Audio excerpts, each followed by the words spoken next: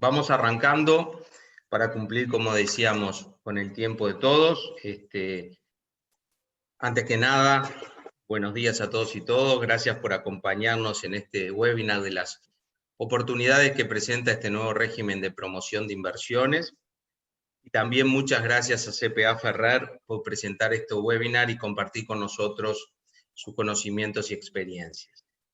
Les voy a presentar un breve CV de los expositores que tendrán a su cargo la charla de hoy.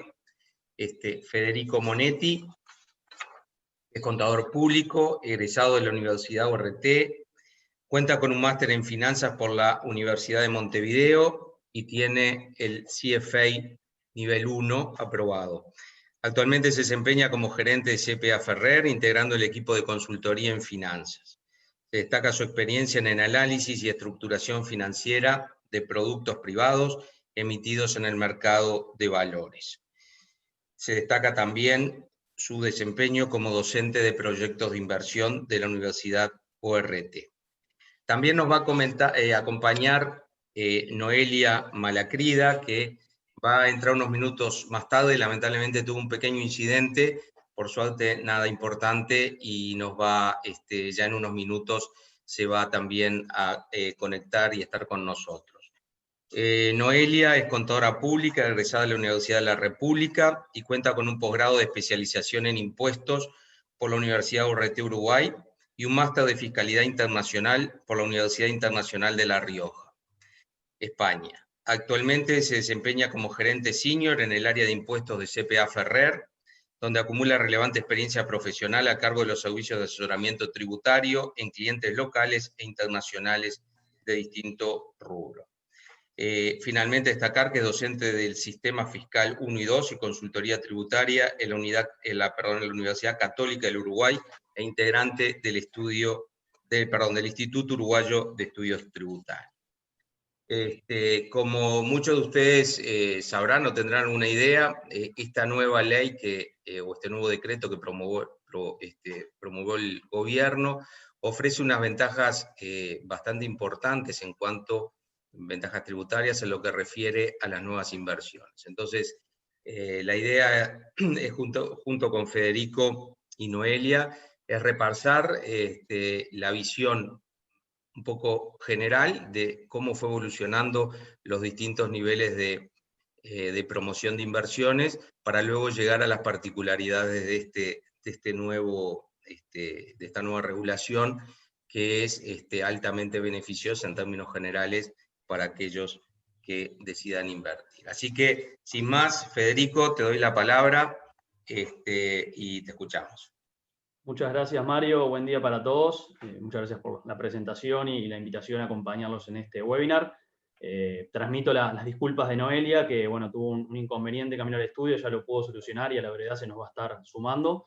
Y bien, como decía Mario, la idea es conversar con ustedes sobre los principales cambios que introdujo este régimen. Estamos en un año bisagra donde, debido a la pandemia, a la situación económica que azota al país, el gobierno adelantó un poco los cambios que tenías previstos a nivel de régimen de promoción de inversiones y profundizó en algunos aspectos, algunos cambios que ya se venían hablando desde la agenda de gobierno de campaña electoral.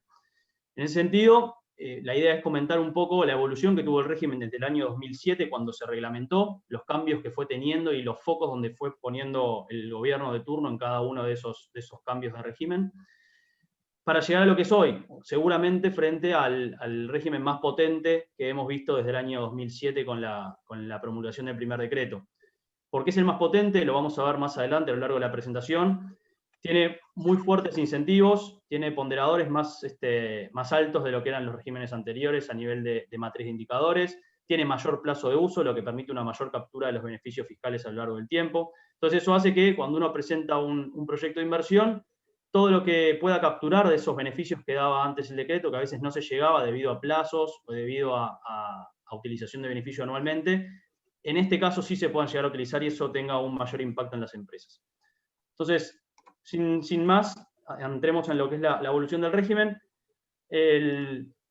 Como decíamos, el primer decreto que regula lo que es la ley de inversiones fue en el año 2007. Si recordamos, en el 1998 fue cuando se promulgó la primera ley, la ley de promoción y protección de inversiones, pero hasta el año 2007 no había sido reglamentada. En ese año el decreto 455 introdujo todo lo que es la reglamentación específica para la operación de los decretos, y en ese contexto veníamos saliendo de la crisis del 2002, el país necesitaba generación de empleo, necesitaba inversión, estábamos en niveles bajos de inversión privada, entonces era un decreto muy potente que apuntaba fuertemente a lo que es la generación del empleo. En ese contexto, durante 2007 y 2012, hubo una gran presentación de proyectos, un boom muy importante, sobre todo en los primeros años.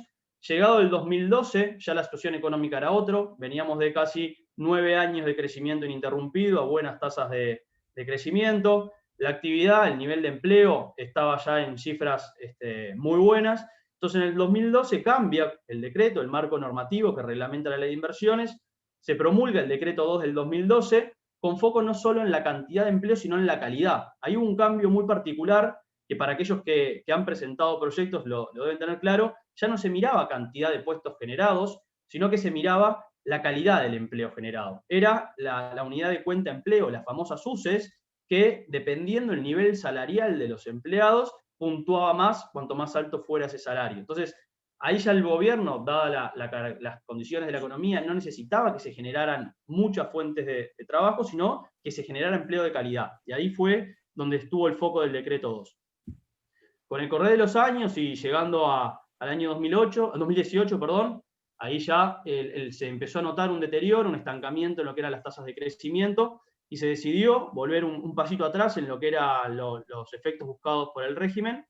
Se eliminó esta famosa cuenta empleo, unidad de cuenta empleo, y se volvió a lo que es la cantidad de empleo numérica y no tanto por la calidad. Pero de todas maneras era un poco complejo el acceso a los proyectos. Hubo una caída significativa entre 2016 y 2018 principalmente en la presentación de proyectos, porque dado los niveles de competitividad de las empresas ya no alcanzaba solo con dar beneficios, sino el poder generar esos beneficios a futuro. Ahí estoy viendo que se sumó Noelia, así que bienvenida Noé, un gusto que estés de vuelta con nosotros. Muchas gracias. Y bueno, y por último, ahora sí, dada la situación de pandemia, donde el nivel de actividad cayó, donde la tasa de empleo también se vio caída, un montón de gente enviada a seguro de paro, un montón de gente desvinculada a sus empleos, se volvió a esa lógica del decreto 455, donde el foco está puesto fuertemente en el empleo. Como vamos a ver más adelante, los ponderadores para este indicador tienen una relevancia muy importante. Se creó una matriz simplificada para proyectos que solamente apunten a generar puestos de trabajo, que vayan por ese indicador y acceden a más beneficios que si fueran por la matriz general. Entonces esto hace que el beneficio del decreto 268 del 020, que se promulgó en octubre, sea muy potente respecto a lo que eran los regímenes anteriores. A modo simplemente de comentario, como pueden ver en la presentación, hay algunos decretos de incentivos transitorios que se han presentado en distintos momentos del tiempo para apaciguar distintas situaciones particulares que enfrentaba la economía en esos momentos. Hoy en día estamos todavía en momento de incentivos transitorios, esto es hasta el 31 de marzo del 2021. Más adelante vamos a comentar qué implicancias tienen, pero es importante tener clara esta fecha, 31 de marzo, porque todo lo que se presente, todos los proyectos que se presenten con anterioridad a esa fecha, van a tener un beneficio bastante significativo respecto a si lo presentaran posterior a esa fecha. Así que eso es un dato para tener en la cabeza. Ahora bien, ¿qué es el régimen de promoción de inversiones? Hablamos de lo que es la evolución histórica de los distintos marcos normativos, pero el régimen de promoción de inversiones básicamente lo que apunta es a que empresas que realicen inversiones en activo fijo, que se comprometan a generar distintos indicadores buscados por el gobierno, puedan obtener beneficios fiscales. Esas son las tres patas principales que tiene el régimen de promoción: inversión, indicadores y beneficios. Cada uno de estos tres puntos va a tener sus particularidades. Entonces, a nivel de inversión, va a haber algunos requisitos particulares sobre qué bienes pueden incorporarse. A nivel de indicador, vamos a tener una matriz en la cual el gobierno busca reflejar los incentivos que propone. Lo que es la promoción del empleo, sin lugar a dudas, es el más buscado en este decreto. Después la descentralización territorial, el incremento de exportaciones en el caso de empresas exportadoras, todo lo que es inversión en tecnologías limpias, aquellas inversiones que generan eficiencia desde el punto de vista energético, que son amigables con el medio ambiente, inversiones en todo lo que tiene que ver con I+D+I, la investigación, el desarrollo, la innovación, y después hay algunos llamados indicadores sectoriales que los que buscan es, dependiendo del ministerio que me evalúa, si yo soy una empresa comercial, va a ser el MEF, Si es una empresa industrial va a ser el Ministerio de Industria, si es una empresa del sector agro va a ser el Ministerio de Ganadería. Dependiendo ese ministerio evaluador, hay distintos indicadores específicos que pueden apalancar un poquito el beneficio que las empresas puedan obtener. Y por último, como tercer gran pilar, los beneficios fiscales. ¿Cuáles van a ser estos beneficios fiscales? Exoneración sobre el IRAE, sobre el IP, sobre el IVA, y en el caso de bienes declarados no competitivos para la industria nacional, todo lo que es la exoneración de tasas y tributos a la importación. Así que bien, para poder acceder al régimen lo que tiene que haber es inversiones en activo fijo, todo lo que sea bienes muebles o obra civil que se realice sobre un terreno o una construcción ya realizada. Tiene que haber compromiso a nivel de indicadores y el mix de inversión e indicadores nos van a dar un beneficio que vamos a poder utilizar para descontar IRAE y el acceso automático al resto de los beneficios como mencionaba recién. ¿Qué particularidades incorpora el régimen actual respecto al régimen previo? A nivel de inversión elegible, básicamente lo que cambia es que en inmuebles arrendados, en el decreto 143 lo que teníamos que presentar era un contrato de arrendamiento que tenga una duración mínima de 5 años respecto al momento que se presenta el proyecto. Este nuevo decreto reduce ese plazo y lo que establece es que a partir de este momento las empresas tienen que tener un contrato de arrendamiento de 3 años para poder presentar obra civil en un proyecto que sea en un inmueble arrendado.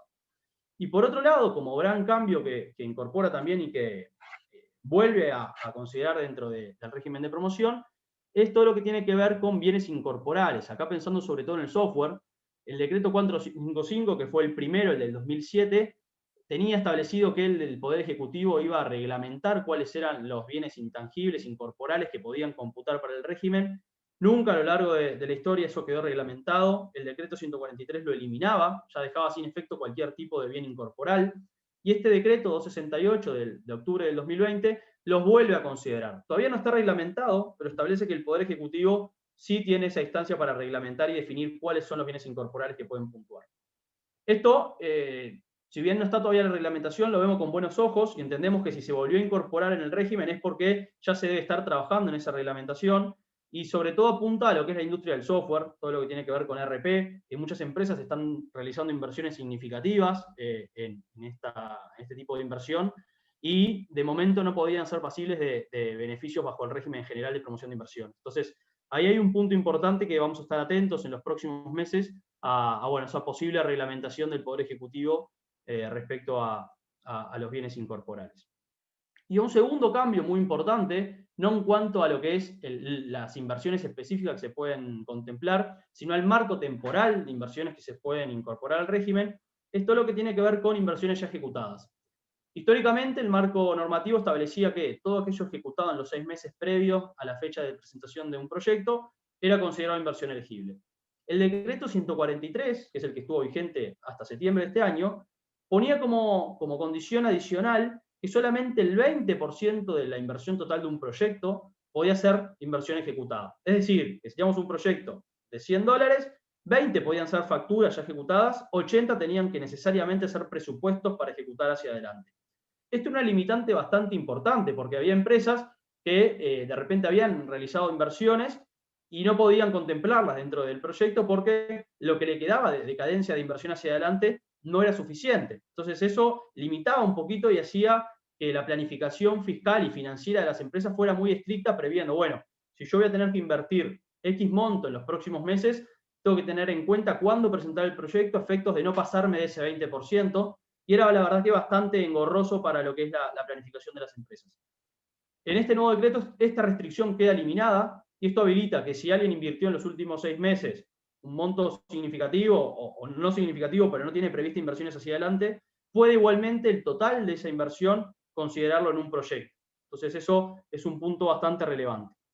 Y la siguiente restricción o cambio respecto a lo que es el marco temporal es en las inversiones a ejecutar. El decreto 143 permitía inversiones por hasta 5 años hacia adelante. Este decreto incorpora un plazo de 10 años. Esto seguramente pensado en lo que son grandes proyectos, no pequeños proyectos, donde no hace a la planificación estar pensando en inversiones a 10 años, sino, bueno, inversiones de gran porte que de repente sí tengan un cronograma de inversión muy significativo o con inversiones de mantenimiento previstas recurrentes.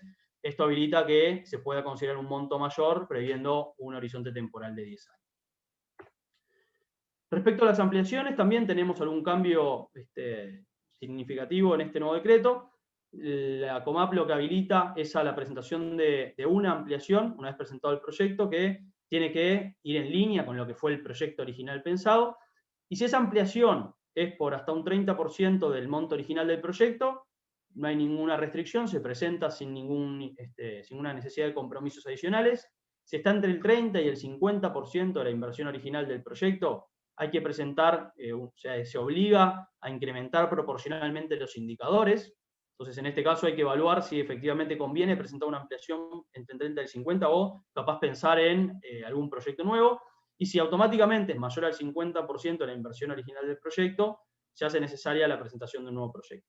Anteriormente, el decreto 143 había eliminado la posibilidad de esa del 30% sin ningún compromiso adicional. El límite era el 20%, y si era menor al 20%, automáticamente se necesitaba el compromiso de aumento de indicadores, y si era mayor al 20% era un proyecto nuevo. Entonces esto lo que habilita es a presentar un proyecto, de repente como hay indicadores que van atados a la inversión, dejar un poquito de inversión afuera, que esa inversión haga que el indicador sea mayor y por ende el porcentaje de exoneración de IRAE también sea mayor. Ahora vamos a ver cómo es esta lógica de cómo es que se calculan los puntajes y los porcentajes, pero a modo de resumen, podemos dejar eventualmente en el proyecto un poquito de inversión afuera y presentar luego una ampliación que puede ser hasta el 30% y sin necesidad de incrementar indicadores.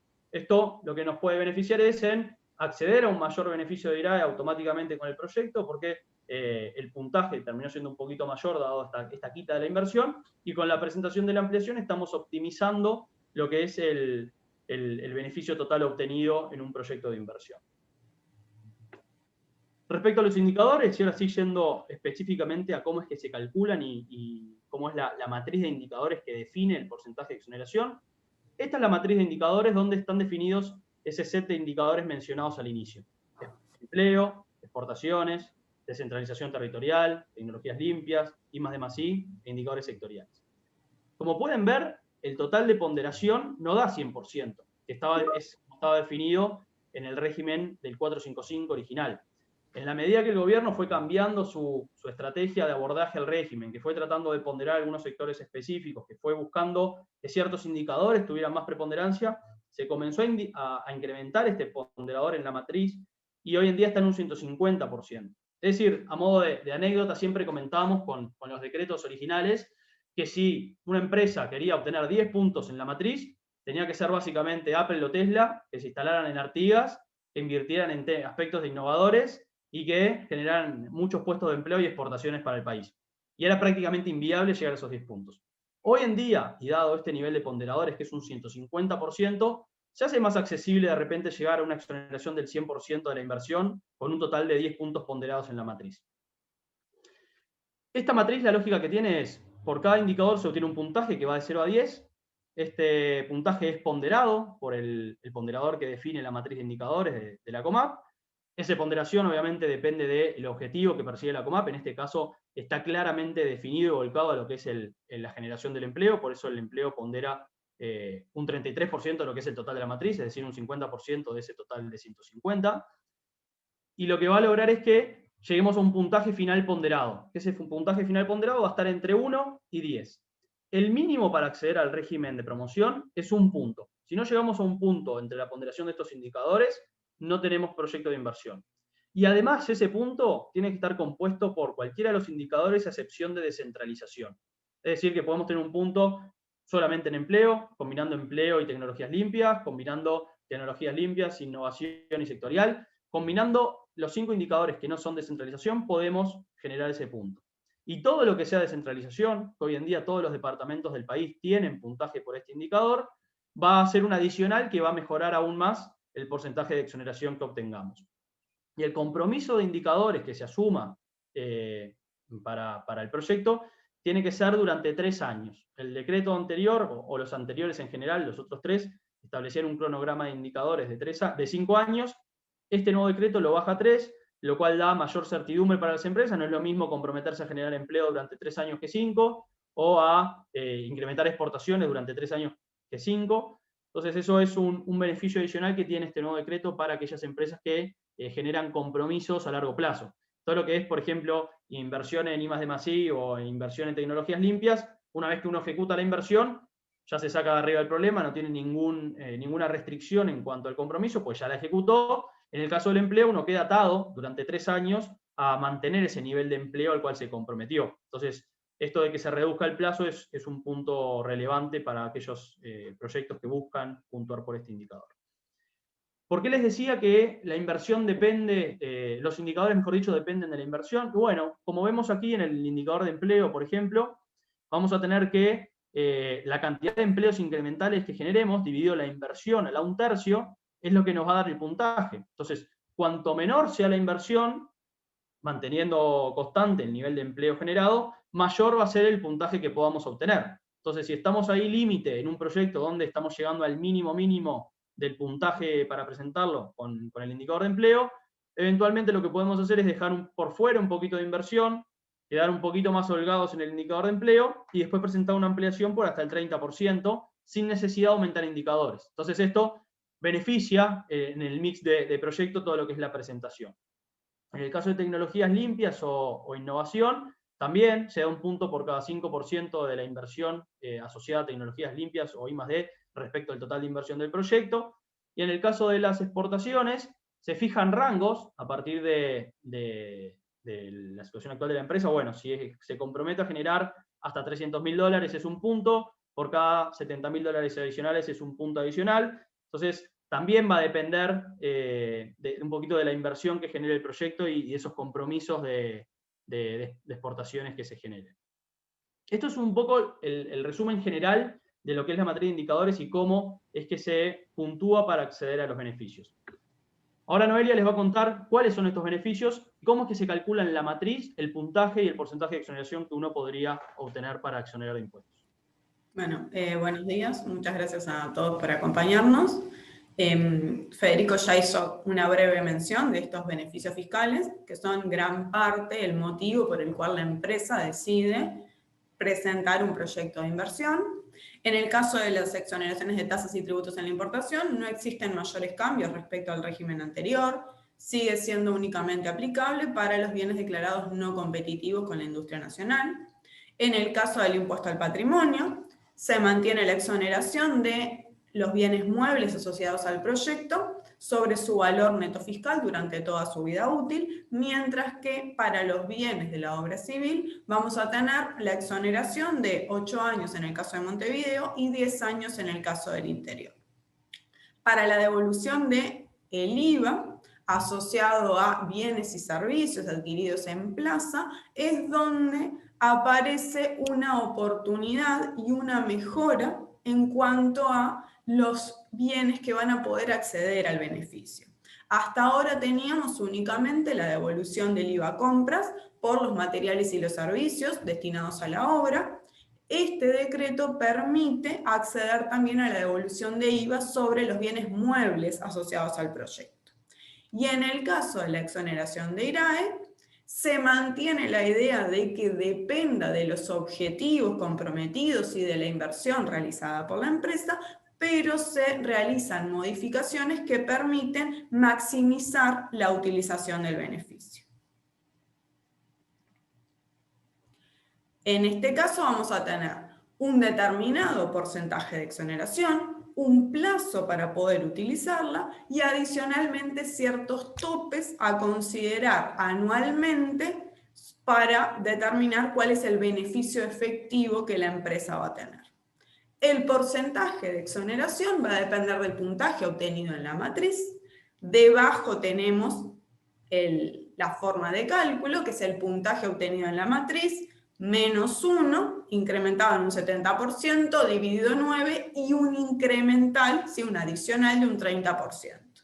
Esto hace que con el puntaje mínimo de un punto en la matriz se anule la primera parte de la fórmula y accedamos automáticamente como mínimo un 30% de exoneración de IRAE sobre la inversión comprometida por la empresa. El plazo de uso de exoneración tuvo, sí, una modificación en cuanto a la forma de cálculo. En el régimen anterior teníamos una fórmula que dependía de la inversión elegible y que tenía una distinción en función de empresas nuevas o empresas en marcha. Hoy por hoy, nuestra nueva forma de cálculo lo que hace es determinar que esto dependa del puntaje obtenido en la matriz y de un factor X que está determinando un límite de años máximos de plazo de utilización restado 4. Es una tabla detallada donde para una inversión de menos de 3,5 millones de UIs tenemos un factor teórico de 16 años y va ascendiendo hasta más de 500 millones de UIs con un factor de 25. Entonces esto nos permite, si yo tuviera una inversión menor a 3,5 millones de UIs, por ejemplo, sería el puntaje obtenido en la matriz menos 1 por el factor de 16 menos 4, ya que mi X se volvería 12, eso dividido en 9 y un adicional de 4. Entonces, ya sabemos que con un punto en la matriz accedemos como mínimo un plazo de utilización de 4 años y al 30% de exoneración de IRAE que vimos antes. Luego, en lo que tiene que ver con los topes aplicables, en los regímenes de proyectos de inversión hasta ahora siempre veíamos que más allá de lo que es esta exoneración teórica, debemos ver en cada ejercicio cuál es el importe real de IRAE que podemos exonerar.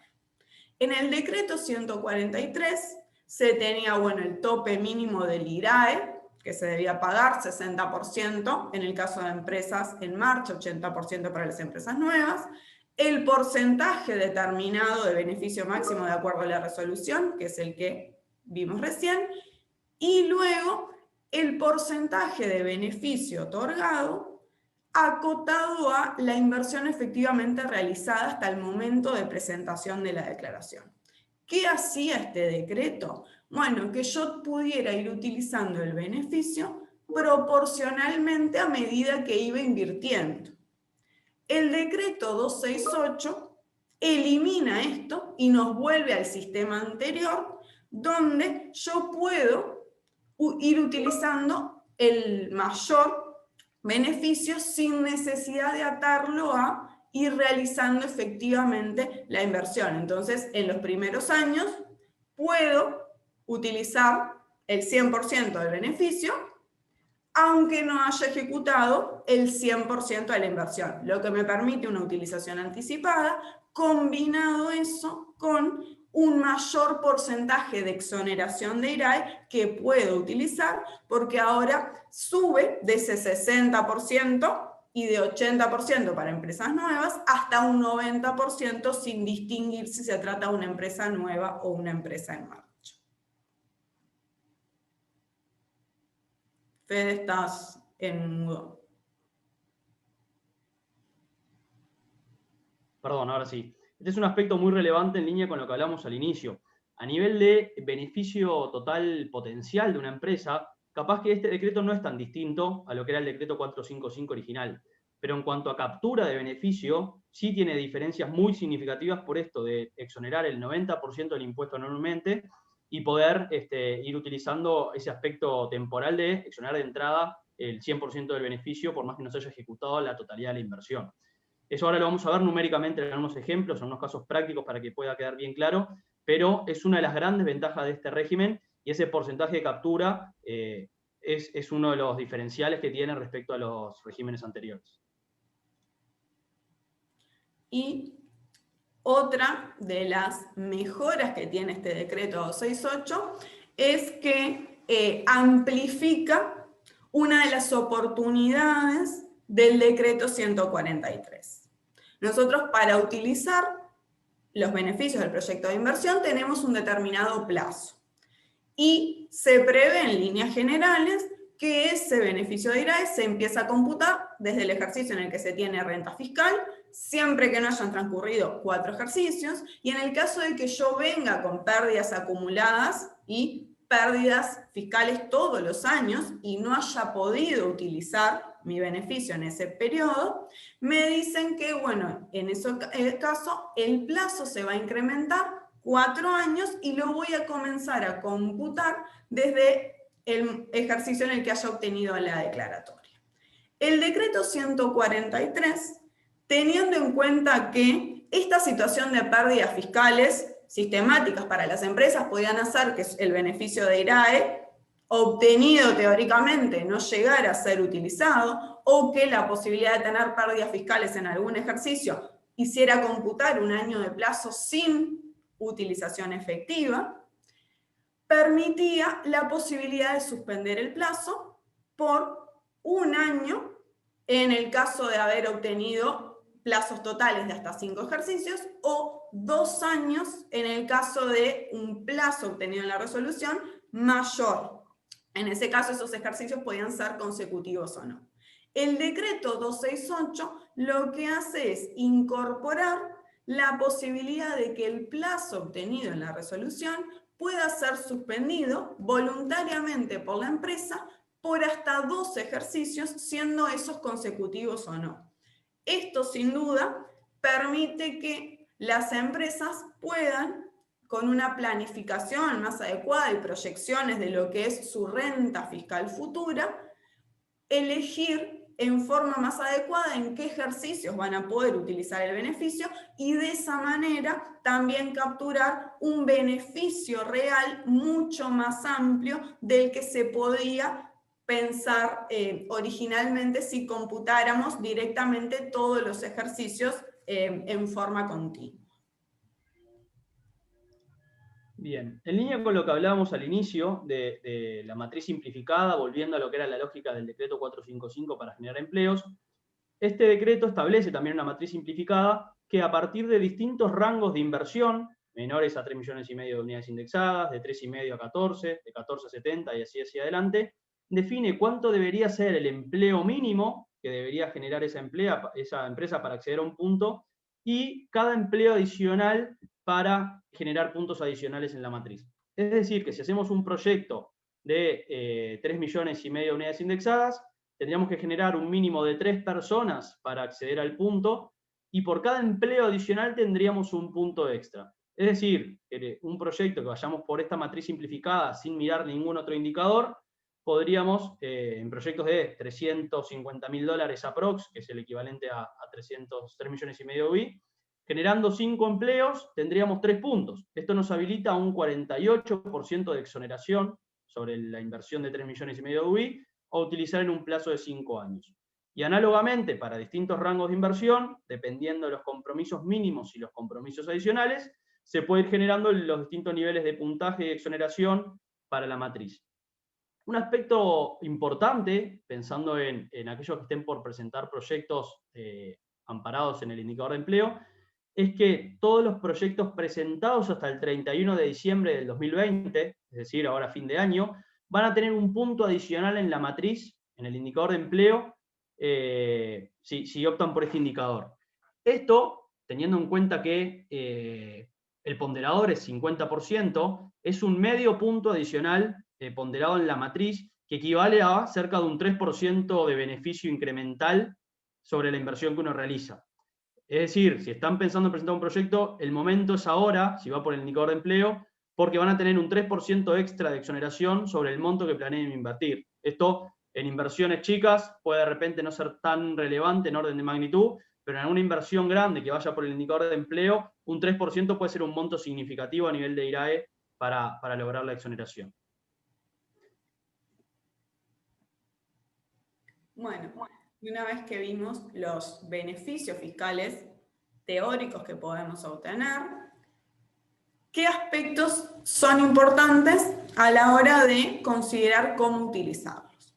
En el caso del crédito de IVA, la devolución de IVA que se hace por los materiales y los servicios asociados a la obra civil, y en este decreto adicionalmente en lo que tiene que ver con el IVA de los bienes muebles, se establece un sistema de devolución mediante el mismo régimen que tienen los exportadores, donde se entrega por parte de la DGI, previo a la realización de un trámite ante COMAP por la aprobación de las facturas y luego la solicitud del crédito ante DGI, la posibilidad de solicitar certificados que pueden ser para uso propio del beneficiario del proyecto, tanto para el pago de impuestos ante DGI como ante BPS, o también la posibilidad de utilizar esos certificados para el pago del IVA asociado a esos proveedores, que también los podrán utilizar para DGI o para BPS. Este es un punto importante en los proyectos, ya que en el caso de empresas que no recuperan automáticamente todo el IVA por su operativa, esta es una forma muy importante de poder recuperar un IVA que hasta este momento era un costo, y desde el punto de vista financiero, el hecho de poder abonar ese IVA con certificados de crédito a los proveedores permite que mientras voy ejecutando el proyecto, exista una parte del importe adeudado al proveedor que corresponde a ese IVA, que yo no se lo tenga que cancelar en dinero, que pueda utilizar ese dinero justamente para seguir invirtiendo en el proyecto y que sepa que le voy a poder pagar meses más tarde con un certificado de crédito con una fecha de cancelación que le va a resultar útil para el pago de sus propios impuestos sin verse perjudicado. En el caso del impuesto al patrimonio, ya vimos que se trata de una exoneración del valor neto fiscal de los bienes asociados al proyecto y que se trata de una exoneración efectiva. Si esto es muy importante en el caso de los bienes de ley de inversiones, donde más allá de la situación patrimonial fiscal de la empresa, de su estructura de activos y pasivos, en este sistema efectivamente consigo no pagar impuesto al patrimonio sobre estos bienes sin que esto absorba parte de los pasivos de la empresa y tenga un efecto neutro. Sí, en este caso efectivamente tenemos un menor pago del impuesto. Y en el caso del IRAE, vamos a tener que recordar siempre el cálculo de los topes aplicables en cada ejercicio, deduciendo los beneficios ya utilizados, y en la medida en que existen beneficios transitorios que se van otorgando en función de la situación económica del país, antes de aplicar directamente los beneficios es importante hacer el control de qué beneficios transitorios están vigentes que me permitan incrementar el beneficio que estoy utilizando, así como recordar también la posibilidad que tengo de suspender la utilización del beneficio en aquellos ejercicios en los que estoy generando pérdida fiscal o tengo una renta muy pequeña respecto de la proyección que tengo en ejercicios siguientes de que mi renta va a ser mayor y que en ese caso me conviene utilizar el beneficio efectivamente en aquel ejercicio donde pueda computar una exoneración mayor de impuesto a la renta. Muy bien, comentados estos aspectos teóricos del nuevo régimen, vayamos a ver algunos casos prácticos y que demostremos por qué efectivamente creemos que estamos frente al decreto más potente de los últimos 15 años. Un primer caso es... Federico, disculpa, un simple comentario. La verdad que la presentación es excelente y me imagino que varios participantes deben tener preguntas. Entonces, en la medida que tengan preguntas, pueden escribirlas en la sección de preguntas y respuestas y luego a fin de la presentación podemos comentarlas. Simplemente era eso, Federico. Perfecto, perfecto. Gracias, Mario. Bien, como les decía entonces, primer escenario es un proyecto que únicamente va por el indicador de generación de empleo. En el caso del decreto 455 y el decreto 268 van a tener la posibilidad de ir por matriz simplificada.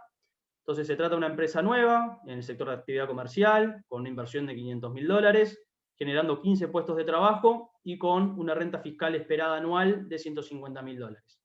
En este caso, el porcentaje de exoneración potencial del decreto 268 es un 57%, la exoneración potencial en dólares es 285.000 y un plazo de utilización de 6. Si vemos el gráfico, no hay una diferencia muy grande a nivel de beneficio potencial entre decreto 455 y decreto 268. En definitiva, un 51, un 57 es bastante parejo. ¿Dónde sí está la diferencia material? En lo que es el porcentaje de captura, es decir, cuánto la empresa puede terminar absorbiendo ese beneficio potencial obtenido. ¿Por qué es esta diferencia? Justamente por lo que veníamos hablando. Mayores plazos otorga el nuevo decreto, tiene un porcentaje de captura mayor anualmente, que es esa exoneración efectiva del 90% del IRAE. Entonces, ese mix de beneficio de mayor plazo, posibilidad de suspensión y automáticamente una captura mayor anualmente, hace que en definitiva el beneficio capturado sea mucho más alto de lo que era anteriormente. Si se fijan, el decreto 143 en este sentido no es tan diferente respecto al nuevo, porque el porcentaje de captura terminaba siendo similar. Esto es porque los plazos ya en el decreto 143 eran un poco mayores a lo que era el decreto 455, y tenía la posibilidad de suspender, al igual que el decreto 268, en 2 ejercicios. Entonces, en definitiva, se terminaba capturando también buenos niveles. La diferencia está en el beneficio potencial que otorga el nuevo decreto respecto al anterior, porque los porcentajes de ponderación en la matriz y la posibilidad de acceder a beneficios a través de los indicadores es mayor en este decreto, sobre todo desde el punto de vista del empleo, donde aparenta este nuevo decreto ser de muy fácil acceso para las empresas, dado los niveles de compromiso que se deben asumir, y a su vez ese ponderador del 50% que hace que por cada punto que se obtiene en el indicador sea un peso muy significativo a lo que es en relación al porcentaje de exoneración total. Un segundo caso apunta a proyectos con generación de empleo y descentralización. En este caso, también una empresa nueva, sector comercial, $50.000, 15 puestos de trabajo, renta fiscal de $150.000. Estamos en el mismo escenario. La única diferencia es que al estar en el departamento de Canelones va a tener puntaje también para descentralización. Entonces, si vemos, hay un aumento muy significativo en lo que es el porcentaje de captura y el porcentaje de beneficio potencial en un decreto versus, en el mismo decreto, perdón, de un escenario versus otro. ¿Esto qué significa? Que bueno, en realidad la matriz simplificada, dado que hoy en día todos los departamentos tienen beneficios por el indicador de descentralización, parece tal vez, perdón, me pasé a un tercer caso, parece tal vez no ser tan beneficiosa. Y si una empresa está pensando en hacer un proyecto, ir por el indicador de empleo y va a generar una cantidad significativa de puestos de trabajo, el poder puntuar también por descentralización hace que se potencien más aún los beneficios y que en definitiva termine conveniendo ir por la matriz general y no la simplificada. Esto obviamente depende caso a caso, hay que ir evaluando cada proyecto en particular para ver los niveles de inversión y de compromiso de indicador en específico. Pero una primera conclusión que hemos sacado a partir de los proyectos que hemos estado evaluando estos 2 meses es que a priori parecería ser que la matriz general es más beneficiosa respecto a la simplificada. Cuando se trata de poca generación de empleo, de pocos casos, tal vez sí sea conveniente la matriz simplificada porque ya automáticamente saltamos a un porcentaje de exoneración del 40%, que es el mínimo con la simplificada, versus el 30% de la matriz general, pero con niveles de generación de empleo más altas, tal vez la matriz general es conveniente. ¿Y por qué decimos que el indicador de descentralización hoy en día tiene puntaje en todo el país? Históricamente, los regímenes iniciales tenían también en todo el país, pero Montevideo puntuaba dependiendo del barrio. Toda la franja costera del departamento no tenía puntaje y toda la periferia de Montevideo sí. Eso era en función al índice de desarrollo humano, y el índice de descentralización territorial definía para el resto de los departamentos. El decreto 143 eliminó el puntaje en Montevideo, es decir, que los proyectos realizados en la capital del país no tenían puntaje por descentralización. Y el decreto nuevo, como el foco está puesto en el empleo, y estos meses han sido de caídas significativas del empleo, lo que hizo el Poder Ejecutivo y la COMAP fue analizar la tasa de empleo, donde había habido una mayor caída en cada departamento, y darle ponderaciones, o sea, puntajes a cada departamento en función a ese criterio. Montevideo, en ese contexto, tuvo una importante pérdida de fuentes laborales, por eso es que puntúa 6 puntos. Entonces, cualquier proyecto que se presente en la capital va a tener 6 puntos automáticamente por el indicador de descentralización, y eso hace que pueda haber una potencialidad mayor yendo por la matriz general y apuntando a generar puesto de trabajo junto con el indicador de descentralización y no pensando solo en la matriz específica del empleo. Un tercer caso, cambiando de sector, un proyecto agropecuario con múltiples indicadores. Aquí en este caso cambiamos, ya no es empresa nueva, una empresa en marcha, bueno, sector de actividad agropecuaria, una inversión de 1.4 millones, 10 puestos de trabajo, localización en el departamento de Cerro Largo, inversión en tecnologías limpias, que representa el 30% de la inversión total del proyecto, y renta fiscal esperada de $400.000 anuales. En este caso, entonces tenemos indicador de empleo, descentralización y tecnologías limpias. Ese mix de indicadores nos da nuevamente un beneficio potencial o beneficio capturado muy superior a lo que podía haber sido en un mismo proyecto versus los regímenes anteriores. Y en este caso, ese beneficio capturado otra vez sigue siendo muy significativo debido al plazo de utilización. Este mix de indicadores, dada esta inversión, nos da un plazo de utilización de 10 años, cuando con los decretos anteriores el plazo era significativamente menor. Entonces, ese combo nuevamente de 10 años, junto con la exoneración del 90% del IRAE versus el 60%, que era con el decreto, para empresas en marcha con el decreto anterior, hace que sin lugar a dudas sea muy conveniente y muy potente este decreto 268. Bien. Vamos a ver ahora numéricamente algunos casos de empresas nuevas y empresas en marcha. Comenzamos por una empresa en marcha, una inversión del proyecto de $1.250.000. Se va a realizar en 3 años. Debajo tienen la inversión a realizar en cada uno de los ejercicios. Una exoneración de IRAE teórica de un 43,40%, con un plazo de utilización de acuerdo a la resolución de 4 años, con un beneficio potencial entonces de $542.500. Tenemos tanto para el decreto 143 como para el 268 la misma renta fiscal esperada, y veamos de lo que es el beneficio teórico, cuál es el beneficio real que se puede alcanzar. En el decreto 143 tenemos el IRAE primario obtenido en el ejercicio 1. Si recordamos los topes, al ser una empresa en marcha, tenemos un mínimo, un 60% de IRAE, que podemos considerar. El importe de la inversión efectivamente ejecutada, ponderada por el porcentaje de exoneración de IRAE obtenido en la resolución, y luego el tope máximo obtenido en la resolución, que es el beneficio total que se puede alcanzar durante el plazo total.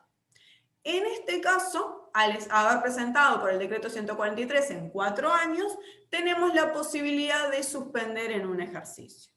Como la empresa tiene proyectada cuál es la renta fiscal que piensa obtener, en el ejercicio 1, que es donde obtiene la menor renta, decide suspender la utilización, ya que el beneficio obtenido en ese caso es 0, se paga totalmente el IRAE, y luego en cada uno de los ejercicios siguientes utiliza el beneficio tomando el menor de los 3 topes. De acuerdo a la renta fiscal obtenida, ya que únicamente se puede exonerar un 60% del IRAE, este es el menor de los 3 topes y es lo que puede exonerar del año 2 al 5. Ahí computa su plazo total de 4 ejercicios y alcanza una exoneración total de $382.500. Cuando vamos al decreto 268, es un proyecto de 4 años, pero tenemos la posibilidad de suspender 2 ejercicios. Entonces, se suspende, igual que en el caso anterior, el primero, y adicionalmente puedo suspender el segundo ejercicio, donde como la empresa viene creciendo en su actividad, no tiene tanta renta fiscal obtenida como en los ejercicios siguientes. Entonces, se suspenden esos 2 años y luego se comienza a utilizar el beneficio. ¿Con qué condiciones lo podemos hacer en este decreto 268? Somos una empresa en marcha, pero la exoneración de IRAE que podemos alcanzar es de por lo menos el 90% del IRAE primario antes de aplicar el proyecto, ¿sí? Lo que ya es, en nuestro tope 1 comparativo con el decreto 143, considerablemente superior a la versión anterior. Y en el tope 2 tenemos la posibilidad de, al estar en el ejercicio 3, computar el 100% de las inversiones realizadas. ¿Esto qué va a permitir? Que se utilice en un plazo total de 4 años en el decreto 268, que van del ejercicio 3 al 6, y adicionalmente con la posibilidad de exonerar hasta un 90% del IRAE. Con eso vamos a alcanzar $542.500 de beneficio total en estos 4 años. Entonces, si revisamos aquí la gráfica, en el decreto 143 logramos capturar un 22%, ¿sí?, de lo que era la inversión total realizada, mientras que en el decreto 268 alcanzamos a utilizar el 100% del beneficio de IRAE que nos dieron en la resolución. En este caso, vamos a tener una empresa nueva, un periodo más largo de plazo y un periodo más largo de realización de las inversiones. En el caso de la empresa nueva, ya en el decreto 143 se las buscaba favorecer y por lo tanto la exoneración de IRAE máxima en ese caso era de un 80%. Mientras que ahora en el 268 la llevamos al 90%, es ese 10% incremental. La inversión que se va a realizar es de 1.75 millones en los 5 ejercicios de acuerdo a la descripción que tienen en la tabla de abajo.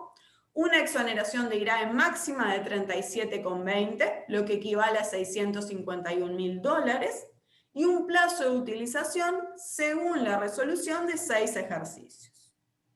En el decreto 143, con un plazo de 6 años, me permiten suspender hasta 2 ejercicios. Entonces, ¿qué es lo que vamos a hacer en este caso? Suspender los 2 ejercicios en los que tengo pérdida fiscal, donde no voy a poder utilizar el proyecto, para evitar perder esa posible utilización. Luego vamos a tener entonces la aplicación del tope del 80%, el tope de la inversión efectivamente ejecutada, ponderada por el 37,20 de exoneración de IRAE, y el tope máximo de la resolución, donde en cada año, si miran, lo que vamos haciendo es restando el beneficio ya utilizado. Con eso llegamos en el decreto 143, en un plazo total de 8 ejercicios, a $530.000. En el decreto 268 tenemos la posibilidad de suspender, ya que en ese caso es indistinto la aplicación de un decreto u otro, suspendo en los 2 años, pero tengo la posibilidad de exonerar hasta un 90% de IRAE y adicionalmente no estoy condicionado en el momento en el que realizo las inversiones para poder tomar.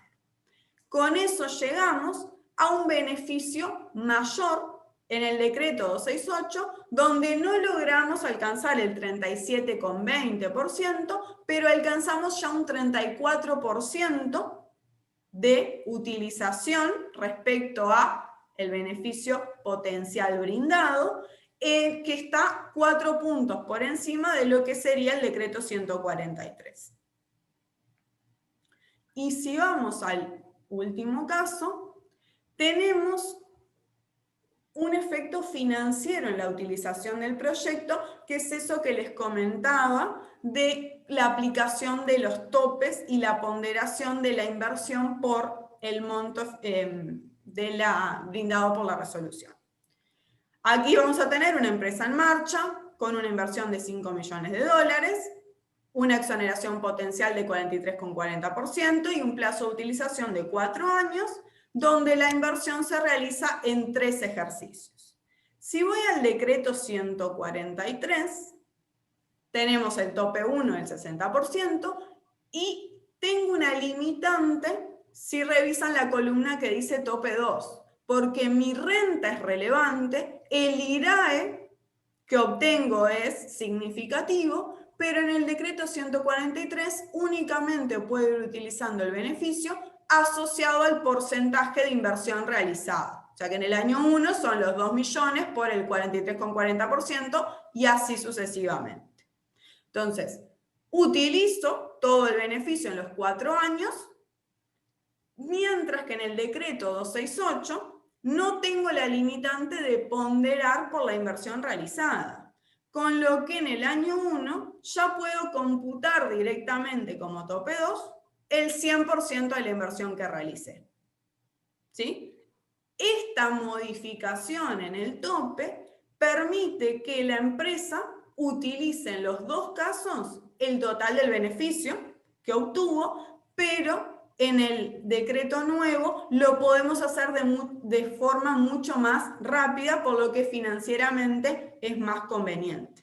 Además del hecho de que el incrementar el IRAI al 90% también lo vuelve mucho más rápida esa utilización del beneficio potencial otorgado. Bueno, muy bien, y haciendo honor al tiempo y para no extendernos mucho más, que ya estamos casi en hora, simplemente dos comentarios adicionales que creemos relevantes transmitirles. Por un lado, todo lo que tiene que ver con los beneficios transitorios y su aprovechamiento. El decreto 151, que se promulgó en mayo de este año, establece algunos beneficios transitorios que son aplicables hasta el 31 de marzo del 21. Estos beneficios son que todos los proyectos que se presenten antes de marzo del 21 y que tengan ejecutado un 75% de su inversión antes de diciembre del 21, van a tener un incremento del 20% en su porcentaje de exoneración. Es decir, que si tenían la exoneración mínima del 30%, habían llegado a un punto, ahora van a tener un 36% en vez de un 30%, se incrementa en un 20% ese porcentaje. Y además, todas las inversiones, como segundo beneficio transitorio, todas aquellas inversiones en activo fijo que sean del proyecto y que hayan sido ejecutadas antes de marzo del 21, es decir, en los próximos casi 4 meses, van a computar por 150%. Es decir, que si hacemos una inversión de $1.000, esa inversión es como si hubiéramos ejecutado $1.500, lo cual incrementa también significativamente los beneficios. Todos los casos que hablamos antes es sin tomar en cuenta ningún beneficio transitorio. Por lo cual, teniendo en cuenta estas dos especificidades del decreto 151 de mayo de este año, hace que aún más el decreto 268 sea mucho más potente, dado que pueden acceder a ellos. Esto obviamente no va a ser ad eternum así, es más potente hasta marzo de este año, pero a partir de esa fecha, todos los casos que mencionamos anterior y las ventajas del nuevo decreto siguen siendo válidas, por lo cual queríamos mencionarles esto de los beneficios transitorios, que es relevante. Así que, como hablamos al inicio, fecha importante para que quede en la cabeza de todos ustedes es marzo del 21, que es el límite para obtener los beneficios transitorios, y para aquellas empresas que cierran balance en diciembre de este año, o sea, cuya fecha de cierre de balance es diciembre, es importante que, presentando el proyecto antes del cierre del ejercicio, pueden ya utilizar los beneficios en este balance 2020. Todas las inversiones que ejecuten hasta la fecha de presentación de la DJ fiscal, que es en el entorno del mes de abril, van a poder formar parte de la exoneración que obtengan en el proyecto, por lo cual, si están ahí entre presentarlo ahora o los primeros días de primeros meses del año próximo, tal vez sea conveniente desde el punto de vista fiscal, si no tienen ningún otro tipo de exoneración para este ejercicio y tienen una renta fiscal importante, que puedan presentarlo antes de fin de año, de forma tal de ya poder exonerar esos beneficios en este ejercicio. Eso por un lado, y es relevante mencionar los beneficios transitorios, y por otro, no queríamos dejar de comentarles las novedades en cuanto al régimen de gran dimensión económica. Tal vez hayan visto en la prensa en los últimos días que la semana pasada el Poder Ejecutivo emitió un nuevo decreto que apunta a los proyectos de gran porte de construcción para todo lo que es oficinas o construcción de oficinas o vivienda para enajenación o arrendamiento. Y estos proyectos hasta hace una semana podían presentarse siempre y cuando su inversión fuera mayor a 60 millones de unidades indexadas, es decir, alrededor de $6 millones. Este nuevo decreto baja ese límite de inversión, ya lo había anunciado el presidente algunas semanas atrás que se estaba trabajando en esto. Bajaron el límite de inversión a 20 millones de unidades indexadas, es decir, proyectos inmobiliarios que apunten a viviendas o oficina para enajenación o venta, tienen beneficios fiscales a partir de esos $2 millones. ¿Cuál es esa exoneración? Bueno, si el rango de inversión está entre 20 y 40 millones de UI, va a ser un 5% de esa inversión ejecutada. Si está entre 40 y 60 millones, va a ser un 10%. Y si está entre 60 y 90, un 15%. De ahí en adelante, las franjas no cambiaron. Lo que hizo este decreto fue incorporar esas dos primeras franjas, entre 20 y 60 millones, y lo que bajó es el requisito de inversión en áreas comunes. Para todos los proyectos superiores a 60 millones tiene que haber una inversión asociada a áreas comunes del 10% de la inversión total del proyecto. Para estos proyectos un poquito de menor porte, el requisito es del 5%, y por ahí van los dos grandes cambios que introdujo el gobierno en cuanto a proyectos de gran dimensión. Creemos que era relevante mencionarlo, dado que hay un boom bastante importante, se están presentando muchos proyectos bajo esta modalidad, así que era bueno por lo menos hacer la mención, si bien hay muchas especificidades técnicas respecto a los requerimientos constructivos, pero bueno, esto es como los grandes aspectos del punto de vista fiscal que queríamos transmitir. Sí, tener en Así cuenta que bueno, que este régimen en particular, lo que importa es la inversión y lo que se va a construir, pero no se tiene que hacer un esfuerzo de indicadores adicionales, con lo que es mucho más fácil para la empresa saber que va a acceder a determinados beneficios porque no hay un cumplimiento luego de indicadores asociados. Perfecto. Bueno, Federico, Noelia, muchísimas gracias, excelente presentación. Y tenemos algunas preguntas que, si les parece, y destinamos 5 minutitos, sin duda todo este tema despierta muchas inquietudes para aprovechar todos estos beneficios. Y si les parece, leo rápidamente y pasamos a las preguntas. bien, perfecto. Bien. La primera pregunta dice, además de felicitar por el webinar, me surge una consulta respecto de las ampliaciones de proyectos por debajo del 30%. ¿Les son aplicables los beneficios transitorios de cómputo de 1.5 veces en caso que las inversiones se realicen antes del 31 de marzo de 2021? Sí, sí, sin duda. Todos los beneficios transitorios son independientes, el del 20% adicional en el puntaje y el 150% en la ejecución. Toda la inversión que sea ejecutada antes de marzo, ya para un proyecto nuevo o una ampliación, computa por ese 150%. Por lo cual, si tienen previsto ejecutar inversiones, el momento es ahora para que queden comprendidas dentro de este periodo hasta marzo del 21. Bien, una segunda y tercera pregunta está relacionado al tema de personas. Dice, ¿los promedios de personas se consideran del ejercicio anterior, ejemplo 2019? Y también se pregunta, ¿el promedio se considera tomando la cantidad de personas en planillas al cierre de cada mes? Bien, ahí lo que establece la COMAP es que se define una situación actual y después un compromiso incremental por encima de esa situación actual. La situación actual es definida como el promedio de los 12 meses anteriores a la presentación del proyecto, así que si se presentaron un proyecto en diciembre, la situación actual sería diciembre del 19, noviembre del 20. Se toma la cantidad de empleo que figura en nómina de la empresa, ¿sí? Y la particularidad del nuevo decreto es que habilita a elegir ese promedio de los 12 meses anteriores a la presentación del proyecto o el promedio de 12 meses anteriores a la factura más antigua que tenga el proyecto. Es decir, que si se presenta un proyecto en diciembre cuya inversión más antigua es de, no sé, por ejemplo, septiembre, que está dentro del marco temporal de 6 meses, se podría eventualmente considerar septiembre del 19, agosto del 20, como situación actual del empleo, siempre y cuando para la empresa sea más conveniente tomar ese promedio respecto al segundo. Muy bien, muchas gracias. Otra pregunta refiere en el caso de una empresa comercial que está en marcha, que es del interior del país y que invierte en energías limpias, paneles solares, más obra civil accesoria vinculadas a dicha institución. El total de la inversión son $100.000. No incrementa empleo ni tampoco mejora otros indicadores. La inversión se confirma antes del 31 de marzo de 2021 y la empresa paga IRAE por aproximadamente $40.000 por año.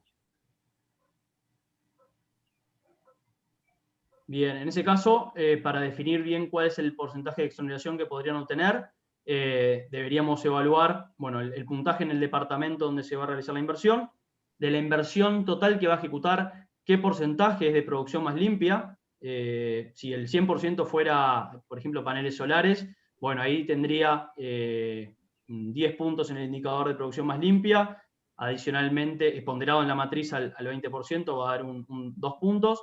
Adicionalmente, los paneles puntúan dentro de un indicador sectorial que se llama nivel tecnológico del producto elaborado, por lo que es la generación de energía. Se asume como generación de energía un producto de valor agregado alto, entonces se otorgan 10 puntos también en el indicador sectorial para aquellas inversiones asociadas al indicador.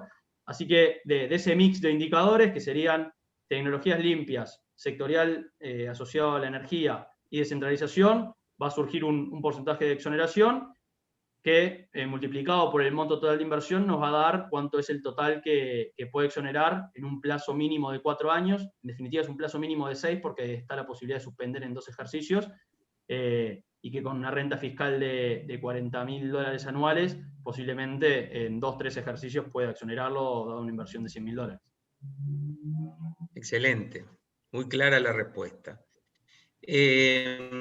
La última pregunta que tenemos es un poco más algo predictivo, que es, ¿piensan que la fecha del 31 de marzo se pueda postergar dada la situación actual de pandemia? Es una pregunta que hemos recibido ya en más de una oportunidad, y va atada siempre a la del indicador de empleo. El indicador de empleo también, que tiene ese punto adicional presentando antes de fin de año. Ese criterio específico, estoy un 99% seguro, Noé, si querés, que después comenta tú, a ver tu percepción. Eso del empleo no se va a cambiar, pues está definido en los criterios generales de funcionamiento de la Comap, y sería muy difícil que saquen un nuevo documento de criterios de funcionamiento donde amplíen ese plazo. El decreto de los beneficios transitorios al 31 de marzo, creo personalmente que tampoco se va a extender. Está puesto el foco en este periodo. El gobierno perdería en cierto sentido credibilidad si constantemente va haciendo prórrogas de los beneficios transitorios. Esto es más una opinión personal, no lo hemos hablado con Comap, no tengo una respuesta formal de ellos. Si bien ya hemos presentado la consulta, pues la hemos recibido de varios clientes del estudio, pero me parece que no la veo muy viable que puedan hacer ese cambio. Creo que van a dejar todas las baterías puestas a que de aquí al 31 de marzo se concentre la mayor cantidad de inversión y de compromiso de empleo posible, que es un poco lo que apunta este nuevo decreto, y que por ahí lo van a dejar. Tal vez más adelante, en el correr del año que viene, si hay una caída en el nivel de actividad, hay una caída en el nivel de inversión privada, hay una caída nuevamente del empleo como consecuencia de COVID u otros factores, puedan sacar un nuevo decreto de incentivos transitorios, pero no creo que este en particular los tienda. No, corregime si pensás algo distinto. No, comparto, sí, donde me parece que podría existir una mayor revisión del Poder Ejecutivo es en la parte de generación de empleo. Ustedes están bastante preocupados por el desempleo y supongo que según cómo midan el primer semestre del año que viene, de cómo venga la recuperación y la situación sanitaria y cómo hayan sido utilizados también los indicadores, puede que en ese momento, luego de haber hecho como esta primera revisión, después de la presentación de los controles y seguimientos, donde puedan revisar cuál fue la utilización y el potencial que se generó, en ese momento se pueda generar algún otro tipo de medida que ayude nuevamente a dar un impulso a la economía. Totalmente de acuerdo. Bueno, excelente, no hay más preguntas, así que de parte de la Cámara Uruguaya de Comercio Países Nórdicos, agradecerle tanto a Federico como a Noelia por la excelente presentación y a CPA Ferrer porque nos ha permitido dar este webinar y sin duda por las preguntas y las presentaciones quedan muchas oportunidades para las distintas empresas en el marco de este nuevo decreto de inversiones. Así que muchas gracias a todos, los participantes también, y nos vemos en un próximo webinar. No, muchas gracias Mario, por la invitación y gracias a ustedes por participar. Bueno, que tengan buen día. Gracias. Hasta luego, buen día.